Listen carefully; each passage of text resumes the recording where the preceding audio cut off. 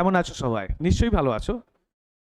কারণ এক্সামের মরশুম পড়েছে, অনেকগুলো এক্সাম আছে পরপর। তো সেই অনুযায়ী আমরা এসএসসির যে গ্রুপ ডি আর গ্রুপ সি রিলেটেড যে এক্সামটা আসবে, সেই এক্সামের অনুযায়ী যে কারেন্ট অ্যাফেয়ার্স, সেই কারেন্ট অ্যাফেয়ার্সের সিরিজ আমাদের চালু আছে। ফার্স্ট সিরিজ হয়ে গেছে, প্লেলিস্টে গিয়ে দেখে নেবে আমাদের চ্যানেলে। সেই জন্য চ্যানেলটা সাবস্ক্রাইব এবং শেয়ার করে রাখতে হবে। আর সঙ্গে সঙ্গে আর এই related group D group C related আরও আদার্স এক্সাম রিলেটেড সমস্ত ক্লাসই তুমি পেয়ে যাবে। এটা সেকেন্ড ক্লাস কারেন্ট অ্যাফেয়ার্সের। তো কারেন্ট অ্যাফেয়ার্সের সেকেন্ড ইম্পর্টেন্ট কারেন্ট অ্যাফেয়ার 2024-25-এর একটা এক্সাম দিতে গেলে যেটা প্রায় 1.5 বছর 2 বছরের কারেন্ট অ্যাফেয়ার্স পড়ে যেতে হয়, সেই অনুযায়ী ইম্পর্টেন্ট 2 বছরের কারেন্ট অ্যাফেয়ার্স নিয়ে আমরা এই ক্লাস শুরু করেছি। সিরিজ 1 হয়ে গেছে, এটা সিরিজ 2 দেখে নেবে। তো আমরা শুরু করছি কারেন্ট অ্যাফেয়ার্সের সেকেন্ড সিরিজ। ফার্স্ট কোশ্চেনটা এটা নাম্বারিংয়ের মিস্টেক্স আছে, তো আমরা সেকেন্ড কোশ্চেন দিয়ে চালু করছি। ওমেন্স এশিয়া কাপ 2024 কোন দেশ অনুষ্ঠিত হয়েছে? কোন দেশ অনুষ্ঠিত হয়েছে? এটা অ্যান্সার যদি আমরা দেখি সে স্যার, ওমেন্স এশিয়া কাপ 2024 কোন দেশে অনুষ্ঠিত হয়েছে? জাপান, ভারত, শ্রীলঙ্কা এবং বাংলাদেশ। ওমেন এশিয়া টি20 যেটা কাপ হয়েছে 2024-এ, সেটা অনুষ্ঠিত হয়েছে অ্যাকচুয়ালি শ্রীলঙ্কাতে অনুষ্ঠিত হয়েছে। আর এই যে ওমেন্স এশিয়া কাপ 2024-এ যে দেশটা অনুষ্ঠিত হয়েছে সেটা তো শ্রীলঙ্কা। আর এই এখানে উইনার কে ছিল? উইনার অ্যাকচুয়ালি কে ছিল না, উইনার ছিল শ্রীলঙ্কা। উইনার ছিল কে, মানে উইনার যে দলটা জেতে সেটা শ্রীলঙ্কায় ছিল। আর এর অপোজিটে কে ছিল না,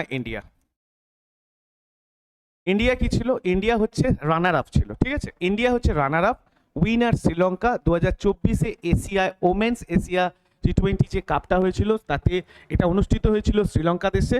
আর এতে উইনার হয়েছিল যে জেতে, সে দলটা হচ্ছে শ্রীলঙ্কা, এবং ইন্ডিয়া ছিল রানার আপ। সেকেন্ড কোশ্চেনে আসবো। 3 নম্বর কোশ্চেন যদি আমরা দেখি তাহলে দেখে নাও, 2024 সালে জাতীয় খো খো চ্যাম্পিয়নশিপে পুরুষদের খো খো শিরোপা কে জিতেছে?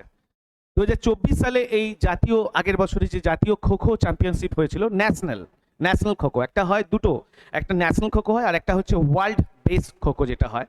তো এই ন্যাশনাল খো খো যেটা পুরুষদের শিরোপা জিতেছে সেটা হচ্ছে স্যার মহারাষ্ট্র এটা জিতেছে শিরোপাটা। এবং যদি আমরা বলি স্যার এই পুরুষদের খো খো শিরোপা তো মহারাষ্ট্র জিতে, কিন্তু মহিলা খো খো শিরোপা ন্যাশনাল সেটাও মহারাষ্ট্র জিতেছে। তাহলে পুরুষ এবং মহিলা দুটোই শিরোপাকে জিতেছে, মহারাষ্ট্র জিতেছে, স্টেট মহারাষ্ট্র। যদি আমরা ওয়ার্ল্ড খো খো দেখি তাহলে ওয়ার্ল্ড খো খোর জন্য আমরা দেখব এখানে ওয়ার্ল্ড খো খোটা আমরা যদি বলি ওয়ার্ল্ড বেস যেটা খো খো হয়, সেই ওয়ার্ল্ড খো খোতে যে উইনার হয়েছে, যে দেশ উইনার হয়েছে, এখানে তো দেশ হবে, সেটা হচ্ছে স্যার ইন্ডিয়া, ইন্ডিয়া। আর রানার আপ ছিল ওয়ার্ল্ড খো খোতে, রানার আপ ছিল কোন দেশ না, নেপাল। ওয়ার্ল্ড খো খোতে রানার আপ ছিল নেপাল আর জিতেছে কে? ইন্ডিয়া। ঠিক আছে, ভালো করে বোঝো স্যার। এটা ন্যাশনাল খো খো। যদি 2024-এ ন্যাশনাল খো খো চ্যাম্পিয়নশিপে পুরুষ এবং মহিলা, এটা তো কোশ্চিনে আছে, পুরুষ এবং মহিলা দুটোই শিরোপা যে জিতেছে সেটা হচ্ছে কোন স্টেট? সেটা হচ্ছে মহারাষ্ট্র স্টেট। পুরুষদের বিভাগেও জিতেছে, মহিলাদের বিভাগে। আর যদি ওয়ার্ল্ড খো খো বলে তোমাকে, তাহলে ওয়ার্ল্ড খো খোতে উইনার হয়েছে স্যার ইন্ডিয়া, এবং এই রানার আপ ছিল স্যার নেপাল। ঠিক আছে, এটা দেশ অনুযায়ী হবে। নেক্সট কোশ্চেন স্যার, আমরা যদি দেখি যে কঙ্গোর প্রথম মহিলা প্রধানমন্ত্রী হিসেবে কে নিযুক্ত হয়েছিল? কঙ্গোর প্রথম মহিলা প্রধানমন্ত্রী হিসেবে যে নিযুক্ত হয়েছে, কঙ্গো দেশটা অ্যাকচুয়ালি আফ্রিকা দেশের মধ্যে, কঙ্গো যে দেশটা আফ্রিকা কন্টিনেন্টের মধ্যে পড়ে। আর এটা অ্যাকচুয়ালি যে প্রধানমন্ত্রী হিসেবে নিযুক্ত হয়েছেন তিন নাম হচ্ছে জুডিথ সুমিনুয়া তুলুকা। ইনি কঙ্গোর প্রথম মহিলা প্রধানমন্ত্রী। ঠিক আছে, কঙ্গোর প্রথম মহিলা প্রধানমন্ত্রী। আর তোমাকে কোশ্চেন এটাও করতে পারে যে স্যার কঙ্গোর ক্যাপিটাল কি? তো কঙ্গোর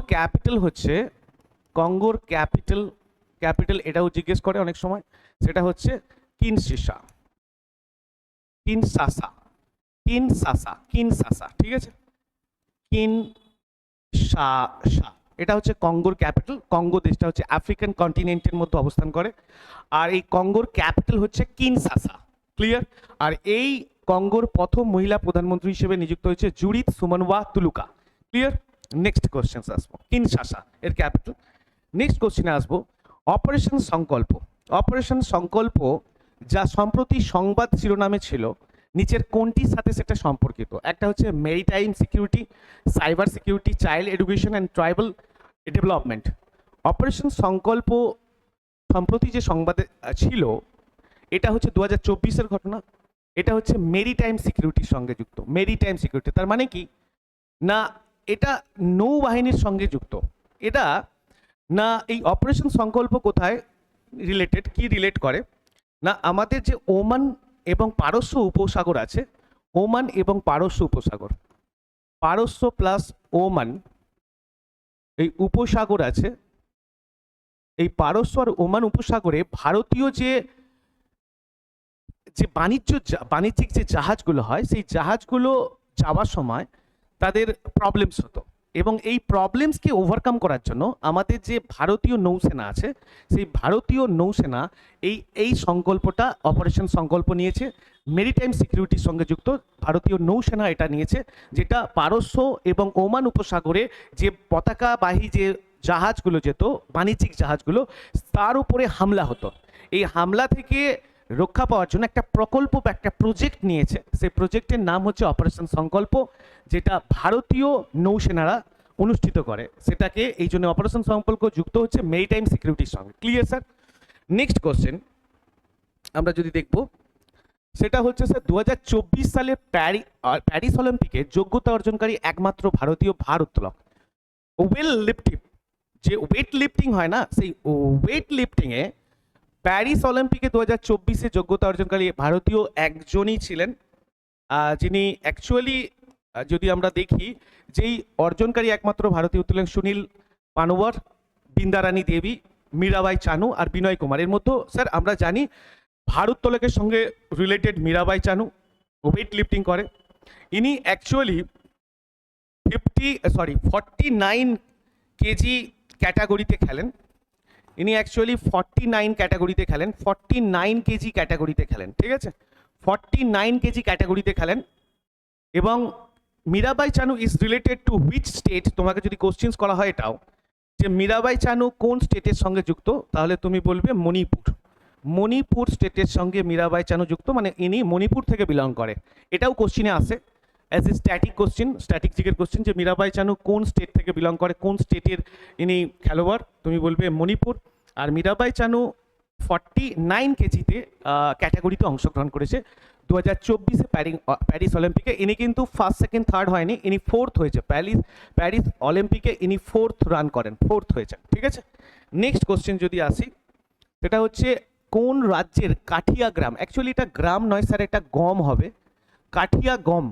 কাঠিয়া বলে একটা গম প্রজাতি আছে, সেই গম প্রজাতিটিকে সম্প্রতি জিআই ট্যাগ বলে। জিআই আমরা জানি, এই জিআই ট্যাগ কিসের জন্য দেওয়া হয়? অ্যাকচুয়ালি এই জিআই ট্যাগ হচ্ছে যে আমরা বস্তুর ওপর দেব, সেই বস্তুটাকে অ্যাকচুয়ালি এক্সপ্লেন করার জন্য আরও বেশি করে, সেটা কোন জায়গার ইন্ডিকেশন, সেই অনুযায়ী লোকেশনস, এবং তাকে আরও সবার কাছে এক্সপ্লেন করার জন্য জিআই ট্যাগ দেওয়া হয়। সেটা হচ্ছে কি, তার বৈশিষ্ট্য থেকে শুরু করে প্লেস, কোথায় উৎপন্ন হয়, সমস্ত কিছুকে অ্যাকচুয়ালি প্রচার করার জন্য জিআই ট্যাগ দেওয়া হয়। এই জিআই ট্যাগ, এটা হচ্ছে কাঠিয়া বলে একটা গম হয়, এটা অ্যাকচুয়ালি উত্তরপ্রদেশে, এই রাজ্য, মানে এই কাঠিয়া গ্রামটা উত্তরপ্রদেশের কোথায় না, উত্তরপ্রদেশের আমাদের একটা অধ্যুষিত যে এলাকা আছে, সেটা হচ্ছে যেটা হচ্ছে আদিবাসী অধ্যুষিত এলাকায় এটা এই গমটা পাওয়া গেছে, ঠিক আছে? আর এই গম ওখানে উৎপন্ন হয়, আর এই গমটাকে সম্প্রতি জিআই ট্যাগ দিয়েছে। আর এটা কোন রাজ্যের সাথে যুক্ত? উত্তরপ্রদেশ, ঠিক আছে? নেক্সট কোশ্চেন হচ্ছে, ক্যান্সারের জন্য ভারতের প্রথম ঘরোয়া gene therapy, domestic gene therapy কোথায় চালু হয়? ডোমেস্টিক জিন থেরাপি ক্যান্সারের জন্য, এটা একটা খুব দারুণ, এটা আমাদের দেশের প্রেসিডেন্ট এটাকে উদ্বোধন করেছেন। আর এটা কোথায় আরম্ভ হয়েছে না, আইআইটি বোম্বে থেকে এটা চালু হয়েছে। ক্যান্সারের জন্য ভারতের প্রথম ঘরোয়া জিন থেরাপি, যেটাকে ডোমেস্টিক জিন থেরাপি বলা হয়। আর এটার একটা নাম আছে, ডোমেস্টিক জিন থেরাপির নাম আছে, সেটা হচ্ছে CAR T gene therapy, actually CAR T cell therapy বলা হয়, কার্টি সেল থেরাপি বলা হয় এটাকে। Clear sir? এটাকে আরেকটা ভাষায় কি বলা হয় না, অ্যাকচুয়ালি নাম হচ্ছে কার্টি সেল থেরাপি। এই যে ডোমেস্টিক জিন থেরাপি এর নাম হচ্ছে, অ্যাকচুয়াল নাম হচ্ছে কার্টি সেল থেরাপি। এটা মুম্বাই আইআইটি থেকে চালু হয়েছে এবং এটা যিনি চালু করেছেন, যিনি উদ্বোধন করেছেন এই প্রজেক্টটা, ইনি আমাদের দেশের প্রাইম মিনিস্টার, প্রাইম মিনিস্টার নয়, প্রেসিডেন্ট উদ্বোধন করেছেন। নেক্সট কোশ্চেন, এটাও এক্সামে আসতে পারে যে কার্টি সেল থেরাপি, যে ডোমেস্টিক জিন থেরাপি এর নামটা কি, কার্টি সেল থেরাপি, এটাকে ভাবে চেনা যায়। মিরাজ শহর যাকে বাদ্যযন্ত্র তৈরির জন্য অ্যাকচুয়ালি জিআই ট্যাগ দেওয়া হয়েছে, বাদ্যযন্ত্র, মিরাজ শহর যাকে বাদ্যযন্ত্র তৈরির জন্য জিআই ট্যাগ দেওয়া আছে। এখানে বিভিন্ন যে বাদ্যযন্ত্রগুলো আছে, যেমন তবলা, হারমোনিয়াম, গিটার, এই সব তৈরি করা হয়। এই তৈরির জন্য এই শহরটা খুব বিখ্যাত, মিরাজ শহর। আর এটা জিআই ট্যাগ দেওয়া হয়েছে কোন রাজ্যে অবস্থিত, মিরাজ শহর অ্যাকচুয়ালি মহারাষ্ট্রে অবস্থিত। মিরাজ শহর কোথায় অবস্থিত, মহারাষ্ট্রে। নেক্সট কোশ্চেন, সম্প্রতি ডিআরডিও কোন ব্যালিস্টিক ক্ষেপণাস্ত্র সকল পরীক্ষার জন্য অ্যাকচুয়ালি পরীক্ষা করেছেন, সকল ক্ষেপণাস্ত্রের সফল পরীক্ষা হচ্ছে, সফল পরীক্ষা করেছেন, সফল। তো ডিআরডিওর ফুল নাম আমাদের অনেক সময় ক্লাসে অ্যাকচুয়ালি তো এক্সামেও আসতে পারে। ডিআরডিওর ফুল নাম হচ্ছে ডিফেন্স রিসার্চ ডেভেলপমেন্ট অর্গানাইজেশনস। ডিআরডিওর ফুল নাম defence research, DRDO, defence research development organisations. Defence research development and organisation, DRDO, এর অ্যাকচুয়ালি যে সদর দপ্তর আছে, এর সদর দপ্তর কোথায় অবস্থিত, এটাও স্ট্যাটিক জিকের কোশ্চেন হতে পারে। সদর দপ্তর, এর সদর দপ্তর হচ্ছে নিউ দিল্লি। এর সদর দপ্তর কোথায় আছে স্যার, নিউ দিল্লিতে। ডিআরডিওর ফুল নাম তোমাকে পরীক্ষায় আসতে পারে, সেটা হচ্ছে ডিফেন্স রিসার্চ ডেভেলপমেন্ট অর্গানাইজেশনস, এর সদর দপ্তর আছে নিউ দিল্লিতে। আর এই ডিআরডিও যে ক্ষেপণাস্ত্র পরীক্ষা করেছে, অ্যাকচুয়ালি এই ক্ষেপণাস্ত্রটা হচ্ছে অগ্নি প্রাইম। অ্যাকচুয়ালি অগ্নি সিরিজ যত হয়, অগ্নি সিরিজ যেমন 1, 2, 3, 4, এই অগ্নি 5 পর্যন্ত এই সিরিজ, অগ্নির যে সিরিজ, তার সঙ্গে সঙ্গে অগ্নি প্রাইম আর পৃথিবী সিরিজও এটা ডিআরডিও সফলভাবে পরীক্ষা করেছে। মানে অগ্নির সাথে সাথে পৃথিবীও সফলভাবে করেছে। এখানে অপশানে কেবলমাত্র অগ্নি প্রাইম আছে, তো অগ্নি প্রাইম আমরা দাগ লাগাবো, ঠিক আছে? খুব ইম্পর্টেন্ট কোশ্চেন হবে। নেক্সট, সম্প্রতি কে 2024 সালের গোল্ডেন বুক অ্যাওয়ার্ডে ভূষিত হয়েছে?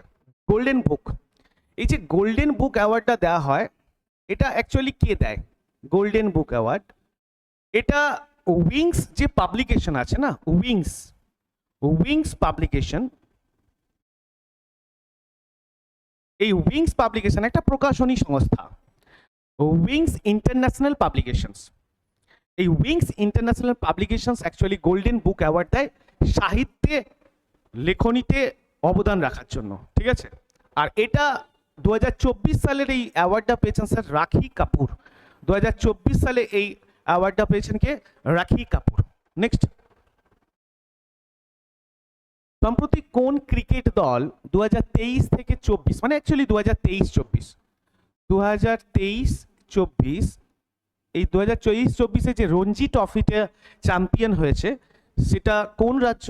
না সেটা স্যার মুম্বাই। রঞ্জি ট্রফিতে 2023-24 রঞ্জি ট্রফিতে, যেটা ক্রিকেটের সঙ্গে যুক্ত রঞ্জি ট্রফি, এই ট্রফিতে যে চ্যাম্পিয়ন হয়েছে সেটা হচ্ছে মুম্বাই রাজ্য।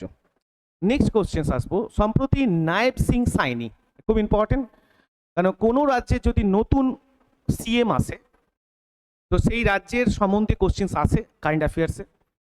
তো নায়েব সিং সাইনি কোন রাজ্যের মুখ্যমন্ত্রী হিসেবে দায়িত্বভার গ্রহণ করেছে? এটা হচ্ছে স্যার হরিয়ানা। আর যে নতুন সিএম এসছেন ওনার নাম হচ্ছে নায়েব সিং সাইনি। নেক্সট কোশ্চেন আসবো, সম্প্রতি ইসরায়েল ওয়্যার ডায়েরি প্রকাশিত নামক গ্রন্থের রচয়িতাকে? ইসরায়েল এখন স্যার লাইভ লাইনটি আছে, খবরে আছে ইসরায়েল ইসরায়েল এবং ইরানের যে যুদ্ধ, সেটা তো এখন সব থেকে বেশি স্যার চর্চিত বিষয়। তো সেই অনুযায়ী তোমাকে current affairs Israel war diary এই রিলেটেড তোমাকে করতেই পারে। যে এটা একটা প্রকাশিত যে গ্রন্থটা হয়েছে, বুকস হয়েছে ইসরায়েলকে নিয়ে, ইসরায়েলের ওয়্যারকে নিয়ে, সেটা কে লিখেছেন? এই রচয়িতার নাম হচ্ছে বিশাল পান্ডে। এই রচয়িতার নাম হচ্ছে কে? বিশাল পান্ডে। নেক্সট কোশ্চেন দেখবো, 2024 সালের খেলো ইন্ডিয়া উইন্টার গেমস, খেলো ইন্ডিয়া উইন্টার গেমস কোন রাজ্য বা দল সর্বাধিক মেডেল জয়লাভ করেছে? খেলো ইন্ডিয়া উইন্টার গেমস সম্বন্ধে আমাদের জানতে হবে। এই খেলো ইন্ডিয়া উইন্টার গেমস যেটা হয়েছিল, খেলো ইন্ডিয়া উইন্টার গেমস, এই গেমসটা কোথায় হয়েছিল? না আমাদের স্যার জম্মু কাশ্মীরের। এটা দুটো ফেজে হয়, ফেজ 1 অ্যান্ড ফেজ 2। ফেজ 1-এ কোথায় হয়েছিল স্যার? লাদাখে। লাদাখ স্যার। ফেজ 1 কোথায় হয়েছিল স্যার? না ফেজ 1 হচ্ছে লাদাখে হয়েছিল, ঠিক আছে? ফেজ 1 হয়েছিল লাদাখে, আর সেকেন্ড হয়েছিল কোথায়? না গুলমার্গ। এই গুলমার্গটা কোথায় অবস্থিত? না জম্মু কাশ্মীর। গুলমার্গটা কোথায় অবস্থিত? জম্মু কাশ্মীরতে গুলমার্গ, আর লাদাখে হয়েছিল, ঠিক আছে? তো ফেজ 1 অ্যান্ড ফেজ 2 হয়েছিল এই খেলো ইন্ডিয়া উইন্টার গেমস। এটা দুটো ফেজে হয়েছিল। প্রথম ফেজ হয়েছিল লাদাখে অ্যান্ড সেকেন্ড ফেজ হয়েছিল জম্মু কাশ্মীরের গুলমার্গে, ঠিক আছে? তো এইখানে যে দলটা সর্বাধিক মেডেল নিয়েছিল তার নাম হচ্ছে স্যার ইন্ডিয়ান আর্মি সব থেকে বেশি মেডেল জয়লাভ করেছিল এই খেলো ইন্ডিয়া উইন্টার গেমসে 2024। এটাও কোশ্চেন আসতে পারে যে এটা কোথায় অনুষ্ঠিত হয়েছিল, ঠিক আছে? নেক্সট কোশ্চেন আসবো 2016, এটা হচ্ছে 16 কোশ্চেন। সম্প্রতি কোথায় ভারত এবং জাপানের সেনাবাহিনীর মধ্যে যৌথ সামরিক মহড়া থার্মা গার্ডিয়ান আয়োজিত হয়েছে? এটা স্যার 2024-এর ঘটনা। 2024-এ এটা এই সামরিক মহড়া তৈরি হয়েছিল থার্মা গার্ডিয়ান বলে। এটা স্যার রাজস্থানে আয়োজিত হয়েছিল, ঠিক আছে স্যার? রাজস্থানে এটা আয়োজিত হয়েছিল এই মহড়াটা। নেক্সট কোশ্চেনে যাব, সিন্ধেশ্বর খুর্দ মাইন রাজস্থানের কোন খনির সাথে সম্পর্কিত? এটা এই 2024 সালে খুব ভালো লাইমলাইটে ছিল সিন্ধেশ্বর খুর্দ মাইন। তার কারণটা কি? না এই মাইনটা এখন পৃথিবীর সেকেন্ড সিলভার মাইন। এটা ভারতে অবস্থিত, ভারতের রাজস্থানে অবস্থিত পৃথিবীর সেকেন্ড সিলভার মাইন। এটা রাজস্থানের কোন খনির সাথে? সিলভার খনির সাথে যুক্ত। সিলভার খনির সাথে পৃথিবীর এখন এটি second silver mine.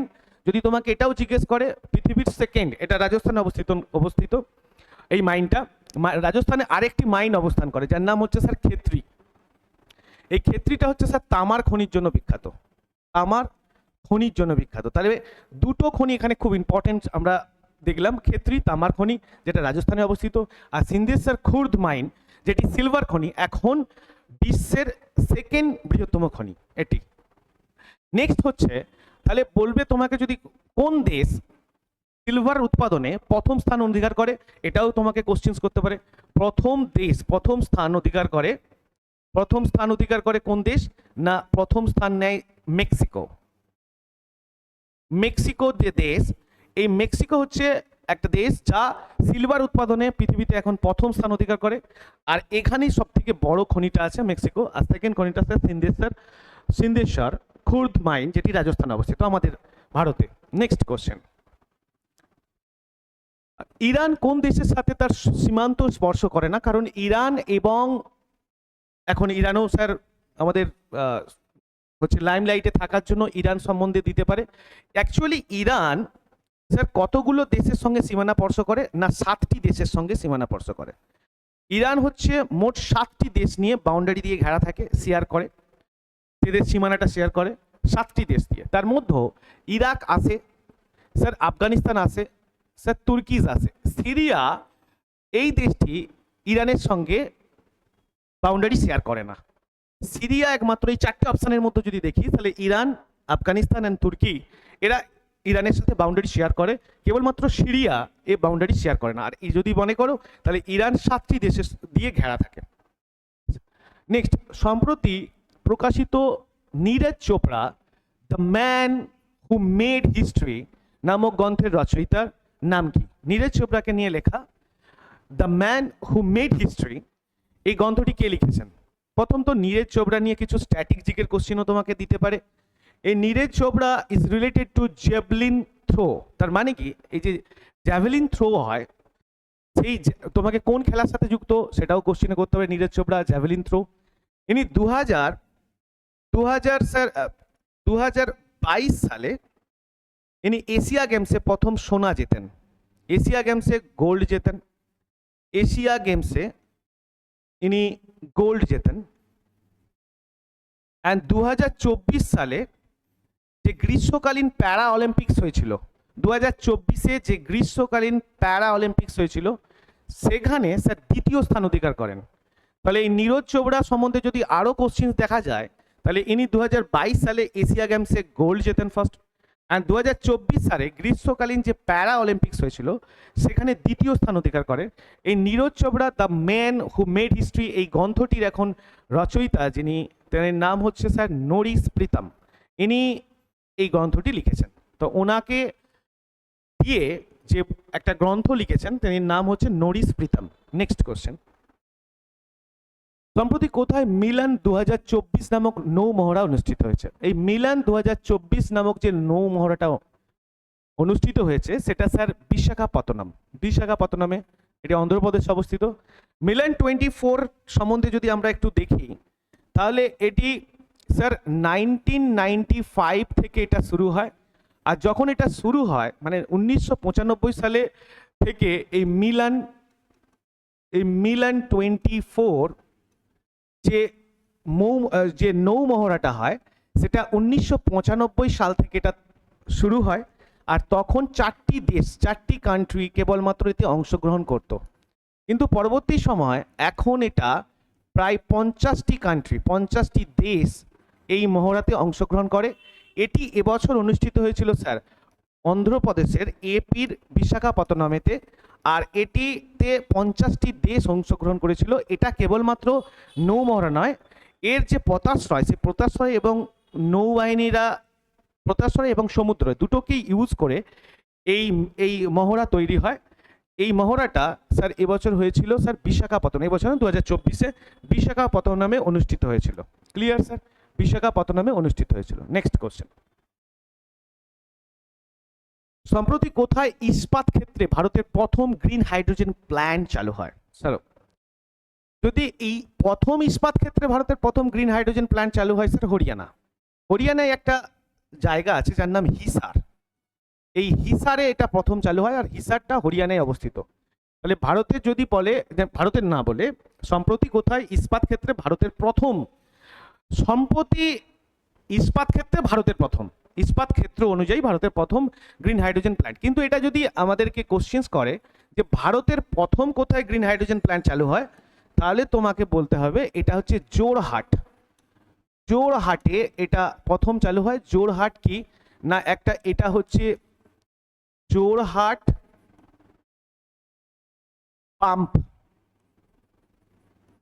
Pump plant. এই জোরহাট পাম্প প্ল্যান্টে প্রথম এটি চালু হয়। আর জোরহাটটা কোথায় অবস্থিত? আসাম।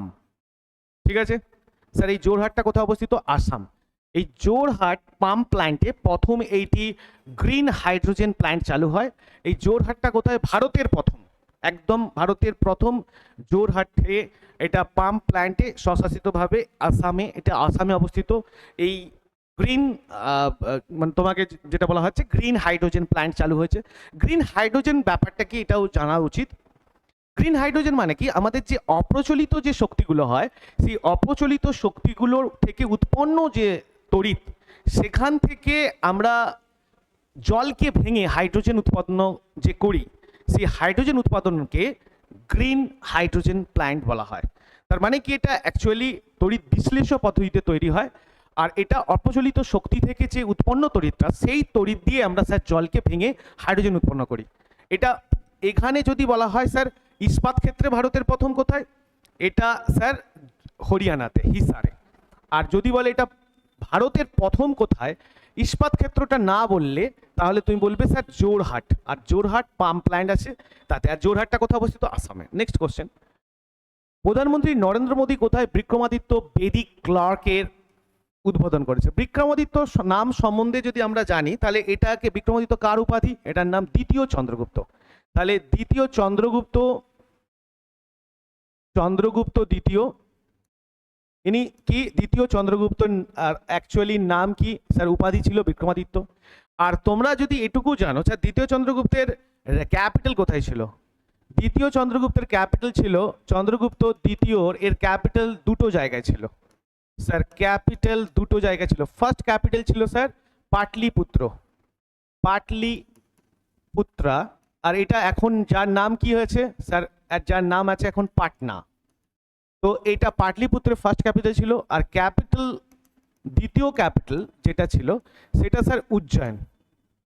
সেটা কোথায় ছিল স্যার? উজ্জয়ন। উজ্জয়ন কোথায় অবস্থিত? না এমপিতে, মধ্যপ্রদেশ, মধ্যপ্রদেশে অবস্থিত। তাহলে চন্দ্রগুপ্ত দ্বিতীয়, এই চন্দ্রগুপ্ত দ্বিতীয় যার উপাধি ছিল বিক্রমাদিত্য, তার বিক্রমাদিত্য, এই চন্দ্রগুপ্ত দ্বিতীয়র ফার্স্ট ক্যাপিটাল ছিল স্যার পাটলিপুত্র, যেটা এখন নাম পাটনা, আর সেকেন্ড ক্যাপিটাল ছিল উজ্জয়ন। তাহলে প্রধানমন্ত্রী নরেন্দ্র মোদী কোথায় বিক্রমাদিত্য বেরি ক্লার্কের উদ্বোধন করেন? তাহলে এখানে অপশানে কি আছে স্যার? উজ্জয়ন। আর এটা সেকেন্ড ক্যাপিটালে ওটা উদ্বোধন করা হয়, উজ্জয়ন। ঠিক আছে স্যার, উজ্জয়নটা কোথায় অবস্থিত? মধ্যপ্রদেশ। কবে ওয়ার্ল্ড ওয়াইল্ড লাইফ ডে পালিত হয় স্যার? 3 মার্চ, 3রা মার্চ, ওয়ার্ল্ড 3রা মার্চ। এটা কোথায়? না ওয়ার্ল্ড ওয়াইল্ড লাইফ ডে। প্রথম তো হচ্ছে sir wild life protection act. এই ওয়াইল্ড লাইফ প্রোটেকশন অ্যাক্ট কত সাল চালু হয়? 1972। ওয়াইল্ড লাইফ প্রোটেকশন অ্যাক্ট চালু হয় 1972। অ্যান্ড স্যার 2013 সালে জাতিসংঘ,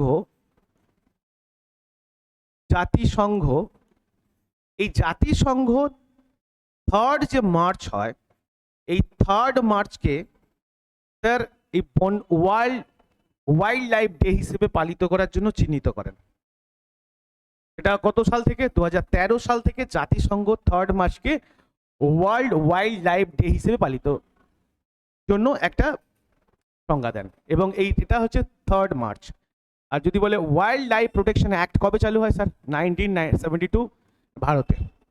নেক্সট কোশ্চেন, সম্প্রতি কোথায় ভারত ও মালয়েশিয়ার মধ্যে যৌথ নৌমহড়া সমুদ্র লক্ষণ 2024 অনুষ্ঠিত হয়েছে? এটাও স্যার বিশাখাপত্তনম, অন্ধ্রপ্রদেশে। তাহলে এখানে যে সমুদ্র যে নৌমহড়াগুলো হয়েছে সেইগুলো আমরা বেসিক্যালি 3টে করলাম, 3টেই বিশাখাপত্তনমে অনুষ্ঠিত হয়েছে। তো এটাও হয়েছে স্যার ভারত আর মালয়েশিয়ার মধ্যে যে নৌমহড়া, তার নাম সমুদ্র লক্ষণ 2024। ইম্পর্টেন্ট কোশ্চেন্স, এটাও বিশাখাপত্তনমে হয়েছে। নেক্সট কোশ্চেন, ভারতে কোন দেশের সাথে যৌথ সামরিক মহড়ার আয়োজন করেছে? ভারত কোন দেশের সাথে যৌথ সামরিক মহড়া আয়োজন করেছে? এখানে যেখানে যে অপশনসগুলো আছে, এই অপশনসগুলোর মধ্যে যৌথ যে সামরিক মহড়াগুলো হয়, তো এই সামরিক মহড়ার মধ্যে অস্ট্রেলিয়া অংশগ্রহণ করেনি, ডেনমার্কও করেনি, নিউজিল্যান্ডও করেনি স্যার, উজবেকিস্তান একমাত্র যে ভারতের সাথে যৌথ সামরিক মহড়ার আয়োজন করেছিল। নেক্সট কোশ্চেন, ভারতের কোন দেশ, এটা তো কোশ্চেন হয়ে গেছে। আলিগড় মুসলিম বিশ্ববিদ্যালয়ের প্রথম মহিলা উপাচার্য হিসেবে কে নিযুক্ত হন? না অধ্যাপক নাইমা খাতুন। নাইমা খাতুন, ইনি আলিগড় মুসলিম বিশ্ববিদ্যালয়ের প্রথম মহিলা উপাচার্য।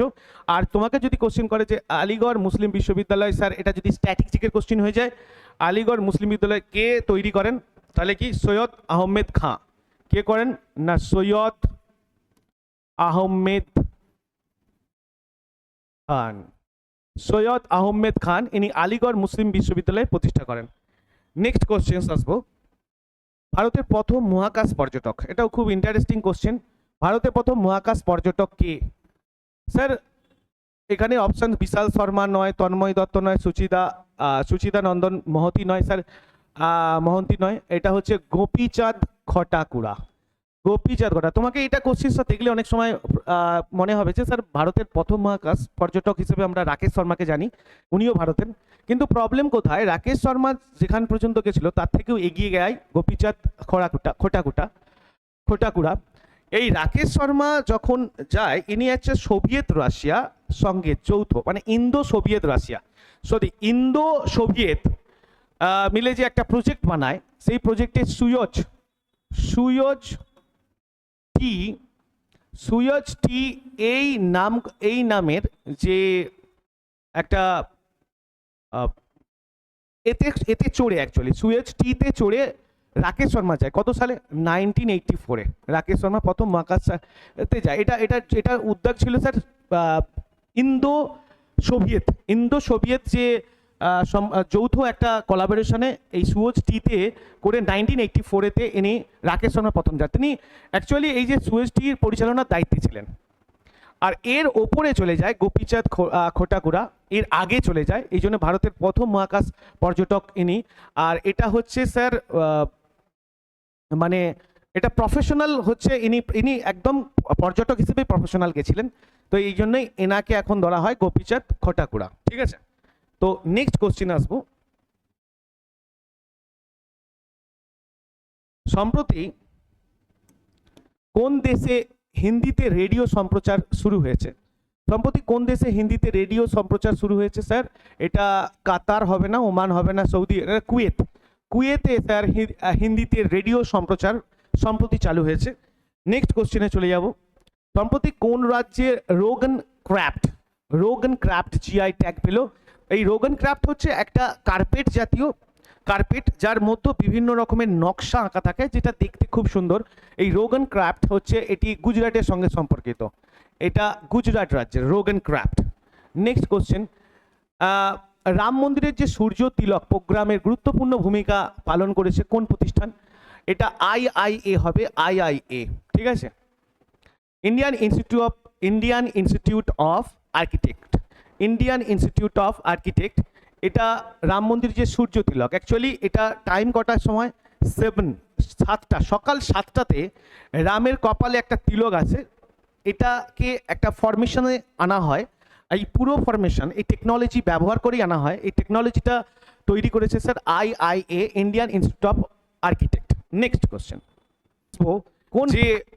কোন বিখ্যাত ব্যক্তিকে কিস হিউম্যানিটেরিয়ান অ্যাওয়ার্ড 2021 প্রদান করা হয়েছে? এই কিস হিউম্যানিটেরিয়ান অ্যাওয়ার্ড 2021 প্রদান করা হয়েছে স্যার রতন টাটাকে। কিস হিউম্যানিটেরিয়ান অ্যাওয়ার্ড, অ্যাকচুয়ালি এই কিস ফুল ফর্ম কি? KISS, সেটা হচ্ছে কি না কিস না Kalinga institute of social science, Kalinga institute of social science. এই ইনস্টিটিউট এই হিউম্যানিটেরিয়ান অ্যাওয়ার্ড প্রদান করেন। এটি অ্যাকচুয়ালি 2021-এ প্রদান করা হয়েছে, কিন্তু এটা কোভিডের জন্য আটকে ছিল, আর এটা 2024-এ এটা দেওয়া হয় কিস হিউম্যানিটেরিয়ান অ্যাওয়ার্ড 2021 রতন টাটাকে। নেক্সট কোশ্চিন আমরা যাব। নেক্সট কোশ্চিন হচ্ছে, লাক্ষাদ্বীপে ব্রাঞ্চ খোলা প্রথম ব্যাংক কোনটি? লাক্ষাদ্বীপে ব্রাঞ্চ খোলা হয়েছে, অ্যাকচুয়ালি লাক্ষাদ্বীপের রাজধানী অনেক সময় আমাদের এটা রাজধানীতেই করা হয়েছে। লাক্ষাদ্বীপের রাজধানীর নাম কি? কাভারাত্রি লাক্ষাদ্বীপের রাজধানী। আর এই লাক্ষাদ্বীপেই একটা প্রথম ব্যাংক খোলা হয়েছে যার নাম হচ্ছে স্যার HDFC। এই HDFC ব্যাংকটি লাক্ষাদ্বীপের ক্যাপিটালে খোলা হয়েছে। নেক্সট কোশ্চেন, সিনিয়র মহিলা জাতীয় হকি দলের কোচ হিসেবে কাকে নিযুক্ত করা হয়? না এখানে আছে উৎপল শর্মা, তপন সেন, রাকেশ সেন, হরেন্দ্র সিংকে সিনিয়র মহিলা জাতীয় হকি দলের কোচ হিসেবে নিযুক্ত করা হন। 35, সম্প্রতি প্রকাশিত বিশ্ব সাইবার অপরাধ সূচকে ভারতের স্থান কত? বিশ্ব সাইবার অপরাধ সূচকে স্যার ভারতের স্থান 10ম। আর যদি বলে প্রথম স্থান কে আছে, না প্রথম স্থানে আছে স্যার বিশ্ব সাইবার অপরাধে রাশিয়া, অবশ্যই রাশিয়া থাকা দরকার। প্রথমে কে আছে, না ফার্স্ট আছে রাশিয়া, আর 10ম স্থানে ভারত আছে। নেক্সট কোশ্চেন, বিশ্বের ব্যস্ততম বিমানবন্দরের তালিকায় দিল্লি কত নম্বরে আছে স্যার? 9th নম্বরে দিল্লি আছে। বিশ্বের ব্যস্ততম বিমানবন্দর যদি বলে তাহলে 9th নম্বরে দিল্লি আছে। আর দিল্লির যে বিমানবন্দরটার নাম, তার কি নাম? হচ্ছে ইন্দিরা গান্ধী ইন্টারন্যাশনাল এয়ারপোর্ট। ঠিক আছে, ইন্দিরা গান্ধী ইন্টারন্যাশনাল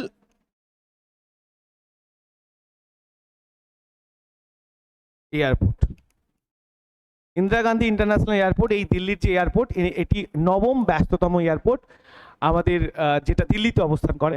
ঠিক আছে, নেক্সট কোশ্চেন, উগাদি কোন রাজ্যের নববর্ষের দিন? হিসেবে নববর্ষের দিন হিসেবে পালিত করা হয়। অ্যাকচুয়ালি এই উগাদি উৎসবটা হচ্ছে সাউথ ইন্ডিয়ানদের একটা উৎসব। তাহলে সাউথ ইন্ডিয়ার যেসব স্টেটগুলো আছে সেই সব স্টেটগুলোতে এটি পালিত হয়। সাউথ ইন্ডিয়ান স্টেট এগুলোর মধ্যে কোনগুলো স্যার সাউথ ইন্ডিয়ান স্টেট? না আমরা দেখছি মহারাষ্ট্র, আসাম, রাজস্থানের মতো এখানে দেখতে পাচ্ছি না। পাঞ্জাব, মণিপুর, বিহারের সাউথ ইন্ডিয়ান নয়। মণিপুর, মিজোরাম, উড়িষ্যা। সাউথ ইন্ডিয়ান স্টেটগুলোর মধ্যে স্যার অন্ধ্রপ্রদেশ পড়ে, তেলেঙ্গানা পড়ে, স্যার কর্ণাটকা পড়ে। এই স্টেটগুলো স্যার এই স্টেটগুলোতে উগাদি উৎসব পালন হয়। এটি চৈত্র মাসের পয়লা চৈত্র থেকে শুরু হয়। এটি চৈত্র মাসের পয়লা চৈত্র থেকে শুরু হয়। আর যদি আমরা ইংলিশে ধরি তাহলে মার্চ এপ্রিল থেকে শুরু হয়, ঠিক আছে? আর এই উগাদি উৎসব হচ্ছে নববর্ষ দিন হিসেবে পালিত করা হয়। যেটা কোথায়? না সাউথ ইন্ডিয়ায়। সাউথ ইন্ডিয়ার যতগুলো স্টেট আছে বেসিক্যালি অন্ধ্রপ্রদেশ, তেলেঙ্গানা, কর্ণাটক, এরা এই উৎসবটা পালন করে, ঠিক আছে? নেক্সট কোশ্চেন, কোন মিশনের জন্য ইসরো দলকে সম্পূর্ণভাবে স্যার জন এল জ্যাক সুইগার্ড এই পুরস্কার প্রদান করে? জন এল জ্যাক এই পুরস্কারটা ইসরোর কোন মিশনের জন্য দেওয়া হয়েছে? আদিত্য এল1-এর জন্য নয় স্যার, চন্দ্রযান 3 মিশনের জন্য। এই চন্দ্রযান 3 মিশন, এই চন্দ্রযান স্যার যে 3 মিশনটা ছিল এই মিশনকে এই পুরস্কারটা দেওয়া হয়েছে। আর এই চন্দ্রযান আমাদের সম্বন্ধে আমরা আগে পড়েছি। তো এটা হচ্ছে স্যার চাঁদের যে সাউথ পোল আছে সেই সাউথ পোলে এরা ল্যান্ড করেছিল। আর এই যে জায়গাটার নাম এখন কি দেওয়া হয়েছে? না শিব শক্তি।